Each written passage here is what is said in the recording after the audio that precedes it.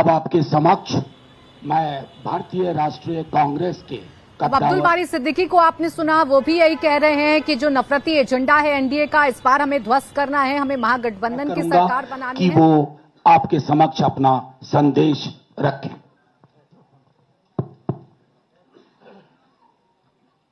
नेता प्रतिपक्ष तेजस्वी यादव जी और तमाम मंच बैठे हुए हमारे साथीगण, मेरे पूर्व में अभी जो कमेंट्स किए गए थे वो भी आपके सामने रखे। सबकी भावना आपको मालूम पड़ी। मुझे खुशी है कि मुझे भी आज आने का अवसर मिला आपके बीच में। और जो हालात है देश के और प्रदेश के, उससे चिंतित होना लाजमी आपका भी, जो हमारा चौथा स्तंभ कहलाता है। हालात बड़े गंभीर है देश के अंदर। एनडीए गवर्नमेंट जिस प्रकार चल रही है, डेमोक्रेसी को खतरा है। पूरी तरह देश दुर्विकरण में आ गया है। लोग चिंतित है। देश किस दिशा में जा रहा है कोई नहीं जानता है। किस दिशा में जाएगा किसी को नहीं मालूम है। उस रूप में हम चल रहे हैं। आलोचना कर दो, जेल में जाओ, चाहे वो पत्रकार हो, साहित्यकार हो या कोई एक्टिविस्ट हो। इन हालातों में देश चल रहा है, तो हम सबकी जिम्मेदारी बनती है ऐसे वक्त में देश क्या चाहता है उसका भी हम ख्याल रखें।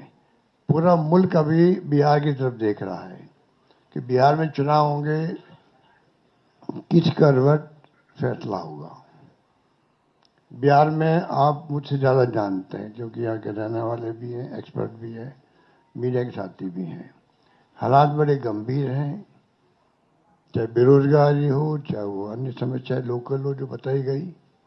अभी आपके सामने जब बताया दीपांकर जी ने और सानी जी ने, सब साथियों ने, तो हालात वही है। किसान हो, मजदूर हो, आम आदमी हो, छात्र हो, युवा हो, चिंता लगी हुई है रोजगार की उसको। और जब हम लोग देखते हैं, पूछते हैं, तो लोग बदलाव चाहते हैं। खड़गे साहब ने, राहुल गांधी जी ने, सब ने भी असेसमेंट करवाया। सब लोग देखते हैं कि बिहार में किस रूप में जनता का एक मनोबल बना हुआ है, विश्वास बना हुआ है, इस बार बदलाव होगा। राहुल जी की यात्रा हुई, तेजस्वी जी साथ थे, दीपांकर जी साथ थे और सब साथी साथ थे। जिस प्रकार पब्लिक ने रिस्पॉन्स दिया, पूरे देश ने देखा उसको, पूरे देश ने देखा। इन हालातों में हम लोग चल रहे हैं। बहुत एक चुनौती हमारे सामने, क्योंकि वो शक्तियां वो है जिनका एक मुखौटा है खाली डेमोक्रेसी का।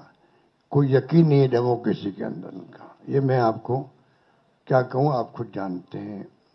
मुखौटा पहन रखा है। ऐसे लोग शासन करें देश के अंदर, चिंता होना स्वाभाविक है हम सबको। इसलिए मैं कहना चाहूँगा कि इस मौके पर जो है, इस मौके पर अभी दीपांकर जी कह रहे थे कि पिछला चुनाव भी जो है, अभी तो इंडिया गठबंधन बन गया प्रदेश भर के अंदर, अच्छी परफॉर्मेंस दी है पार्लियामेंट के अंदर। कोई कम बात नहीं थे, 240 पे लाके छोड़ दिया उन लोगों को। 400 पार के नारे लगा रहे थे वो लोग। सब कुछ देख लिया देश ने, और फाउल नहीं खेलते तो हो सकता है सरकार भी उनकी नहीं बनती। उन हालातों में जब देखते हैं तो पाते हैं कि अब लोग समझ गए हैं। पिछला गठबंधन आपका लोकल था, महागठबंधन।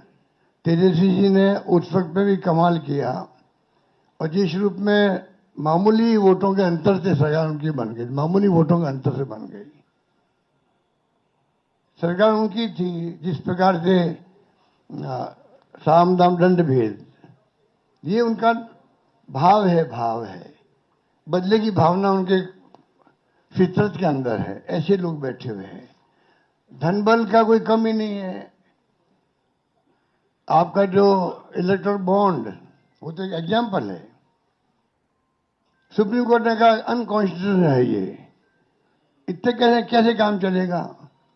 जो पैसा जमा है उनके पास में, जो खेल खेल रहे हैं देश के अंदर, चुनाव को प्रभावित कर रहे हैं, सरकारों को गिरा रहे हैं। मॉडल अलग अलग है उनका। मध्य प्रदेश मॉडल अलग, कर्नाटक मॉडल अलग था, महाराष्ट्र का अलग था और राजस्थान का अलग था। राजस्थान की दाल नहीं गली, इतना ही फर्क है। आप सबके आशीर्वाद से हमारी सरकार बच गई और 5 साल हमने शासन किया। उन्होंने कमी नहीं रखी थी सरकार गिराने के लिए।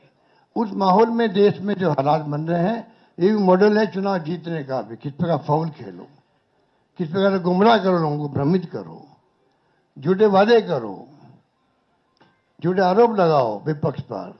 यही राजस्थान में भी किया हमारे वक्त। मैं तो अपने अनुभव से कह सकता हूं, हमारी सगा बन सकती थी इसे बात। तो उन हालातों में लोग, जो प्राइम मिनिस्टर हो, चाहे गृह मंत्री हो, या इनके खुद के लोग हों, जिस प्रकार ये राजनीति कर रहे हैं, जनबल के आधार पर कर रहे हैं, आप हम सोच नहीं सकते। जो अनुभव बताता मैं मध्य महाराष्ट्र का भी, कोई सोच नहीं सकता किस प्रकार ये धनबल का उपयोग करते हैं चुनाव जीतने के लिए।